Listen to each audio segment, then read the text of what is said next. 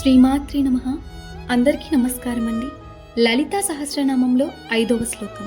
అష్టమి చంద్ర విభ్రాజ దళికస్థల శోభిత ముఖ చంద్ర కలంకాభమృగనాభివిశేషక.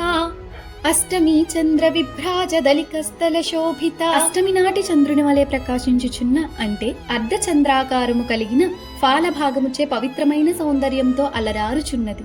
ముఖ చంద్ర కలంకాభమృగనాభివిశేషక. ముఖము అనే చంద్రుని యందు మచ్చవలే ఒప్పే కస్తూరి బొట్టును కలిగినది. ఒక్క నిమిషం కళ్ళు మూసుకోండి. లలితామ్మ ముఖం ఒక పున్నమి చంద్రుల్లా వెలుగుతుంది. ఆమె లలాట ప్రదేశం అంటే నుదుటి భాగం అష్టమి చంద్రుల్లా సాఫ్ట్ గ్లోతో ప్రకాశిస్తుంది. ఆమె ముఖం మధ్యలో ఉన్న ఒక చిన్న కస్తూరి బొట్టు అది చంద్రుడికి ఉన్న చిన్న ఛాయ లాంటి అందంని పెంచేస్తుంది. ఆమె రూపం చూస్తే మన మనసు శాంతమైపోతుంది. ఒక కూల్ కామ్ ఫీలింగ్ వస్తుంది. ఈ శ్లోకం మనకు ఒక చిన్న బట్ పవర్ఫుల్ మెసేజ్ ఇస్తుంది.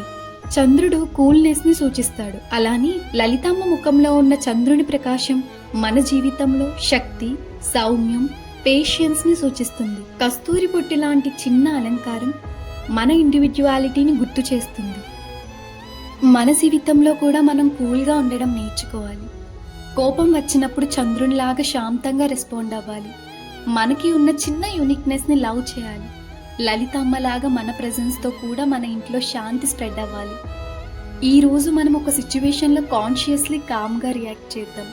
లలితమ్మ మన మనసుని చంద్రుల్లా శాంతితో నింపాలి అని కోరుకుంటున్నాను. శ్రీమాత్రే నమః.